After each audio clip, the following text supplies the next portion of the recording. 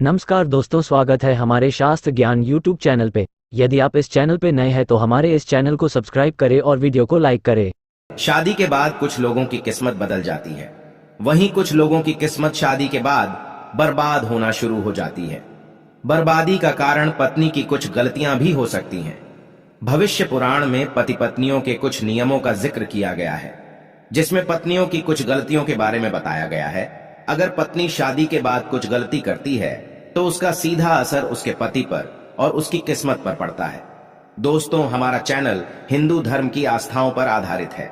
अगर आप भी इन आस्थाओं में विश्वास रखते हैं तो इस चैनल को अभी सब्सक्राइब करें और कमेंट सेक्शन में जाकर हर हर महादेव जरूर लिखें। दोस्तों, आप सभी ने एक कहावत तो जरूर सुनी होगी। कहा गया है, हर कामयाब आदमी के पीछे एक औरत का हाथ होता है। ये कहावत यूं ही नहीं, हिंदू पुराण में कहा गया है, पति की सफलता के पीछे पत्नी को ही अहम कारण माना गया है। कई मामलों में तो पति की तरक्की ही रुक जाती है, इसीलिए कुछ बातों का ध्यान रखना चाहिए। तो चलिए जानते हैं ऐसी बातों के बारे में गुरुजी से गुरुजी ने क्या कहा है। दोस्तों, पत्नी की यह 5 गलतियां पति को बर्बाद कर सकती हैं। पहली गलती, साफ सफाई न रखना। जो महिलाएं घर की साफ सफाई नहीं रखती तथा जिनके कमरे से बदबू आती है, वहां दरिद्रता को आने में देर नहीं लगती, अर्थात पति की कमाई पर भी असर होने लगता है। माना जाता है जो महिला गंदगी रखती है उसके घर में दरिद्रता आती है, उसके पति का खर्चा ज्यादा होता है। इसलिए पत्नी को हमेशा घर और कमरे की साफ सफाई रखनी चाहिए। दूसरी गलती है पत्नी का रोज नहीं नहाना। जो महिला रोज नहीं नहाती उसके ऊपर नकारात्मक ऊर्जा का असर होता है और उसके आसपास भी नकारात्मक ऊर्जा रहती है। ऐसे में पति आलसी हो जाता है और उसका काम में मन नहीं लगता। तीसरी गलती है सुबह देर से उठना। दोस्तों, कोई भी पत्नी अगर सूर्योदय के बाद भी अगर सोई हुई रहती है तो वहां काफी मात्रा में नकारात्मक ऊर्जा पैदा होती है। ऐसा कहा भी गया है कि देर से उठने वाली महिलाओं के पति को दुर्भाग्य का सामना करना पड़ता है। इस ऊर्जा का सीधा प्रवाह पति की ऊर्जा के ऊपर पड़ता है और उसका पूरा दिन बेकार जाता है। इसीलिए पत्नी को हमेशा सूरज निकलने से पहले उठ जाना चाहिए। चौथी गलती है पत्नी का लड़ना और कड़वे वचन बोलना। अगर महिला अपने पति से रोज झगड़ा करती है तो पति का दिमाग खराब रहता है। इसका असर उसके काम और व्यवहार पर भी पड़ता है। दोस्तों, इसे ध्यान से सुने। 5वीं गलती है खाने में भेदभाव करना। जो कोई भी महिला अपने पति को तहे दिल या मन से खाना नहीं खिलाती तो उसके पति की बर्बादी वहीं से शुरू होती है। वहीं दोस्तों, यह 5 अंग दोनों, हाथ दोनों, पैर और मुंह धोकर ही भोजन करना चाहिए।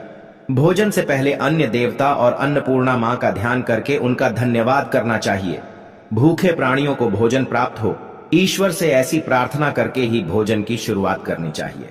भोजन बनाने वाली महिलाओं को शुद्ध मन से स्नान करके ही रसोई घर में प्रवेश करना चाहिए और भोजन बनाना चाहिए। इसी के चलते केवल 2 रोटी एक गाय की और एक कुत्ते की अलग से निकाल कर रख देनी चाहिए और अग्निदेव को भोग लगाकर ही घर वालों को खाना देना चाहिए। आपको बता दें कि भोजन करने में भोजन करने की दिशा बहुत महत्वपूर्ण होती है। दोस्तों, भोजन पूर्व उत्तर दिशा की ओर मुख करके ही भोजन करना चाहिए, क्योंकि दक्षिण दिशा की तरफ किया हुआ भोजन भूत प्रेतों को प्राप्त होता है। ऐसा करने से घर में प्रेत आत्माओं का वास होता है और पश्चिम दिशा की तरफ किया हुआ भोजन रोगों की वृद्धि करता है। दोस्तों, बिस्तर पर रखकर, खाट पर बैठकर या टूटे बर्तनों में खाना खाने वाला व्यक्ति नरक की ओर बढ़ता है। बता दे, ऐसे मनुष्य द्वारा भोजन कभी भी नहीं करना चाहिए। कंजूस के हाथ का और वेश्या के हाथ का, शराब का धंधा करने वाले व्यक्ति के हाथ का भोजन नहीं करना चाहिए। ऐसे लोगों को नरक की यातनाएं झेलनी पड़ती हैं। भीष्म पितामह कहते हैं कि थाली में कंकर आ जाए तो उसे वहीं छोड़ देना चाहिए। ऐसे लोगों को दरिद्रता का सामना करना पड़ता है। अगर थाली में ठोकर लग जाए तो ऐसा भोजन दूषित होता है, इसे ग्रहण नहीं करना चाहिए। भीष्म पितामह ने कहा है, अगर एक थाली में भाई भाई भोजन करें तो वह अमृत के समान है। ऐसे में उन्हें धन धान्य और पैसों की कभी कमी नहीं होती। ऐसे भाई को स्वर्ग की प्राप्ति होती है। वही भीष्म पितामह के अनुसार अगर एक थाली में पति पत्नी दोनों एक साथ भोजन करते हैं तो ऐसी थाली को मादक पदार्थों से भरी हुई माना जाता है। पत्नी को पति के भोजन करने के बाद ही भोजन करना चाहिए, जिससे घर में सुख समृद्धि बढ़ती है और सभी सुखों की प्राप्ति होती है। वहीं उसके पति को भी उसका सम्मान करना चाहिए। अगर पति पत्नी में मारपीट होती है तो दुर्भाग्य पति या पत्नी के पीछे सदैव बना रहता है। दोस्तों, दुर्भाग्य से बचने के उपाय भी हैं, पर तब भी मनुष्य को अपने कर्म करते रहने चाहिए। दोस्तों, अच्छे कर्मों का फल हमेशा अच्छा ही होता है। रोज सुबह उठकर बिना फल की इच्छा किए हुए गायत्री मंत्र का जाप करना चाहिए। इससे आपको सद्बुद्धि की प्राप्ति होगी। और अपने माता पिता का आदर करना चाहिए और उनको हमेशा खुश रखना चाहिए और घर परिवार में सभी को सम्मान देना चाहिए। इससे बहुत पुण्य मिलता है और बुरा समय कभी नहीं आता। एक उपाय है जो सूर्यास्त से पहले या सूर्यास्त के बाद करना है। एक रोटी लेने और उसको अपने ऊपर से घड़ी की दिशा में 21 बार घुमाकर वह रोटी किसी कुत्ते को खिला दें या नदी में बहा दें। इससे दुर्भाग्य आपके आसपास कभी नहीं भटकेगा। मंगलवार और शनिवार के दिन हनुमान चालीसा का पाठ 7 बार करना है। इससे नकारात्मक ऊर्जा कभी भी आपके आसपास नहीं भटकेगी।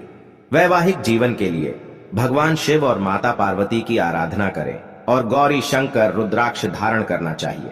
इससे वैवाहिक जीवन सुखी रहता है और दरिद्रता वहां कभी नहीं आती।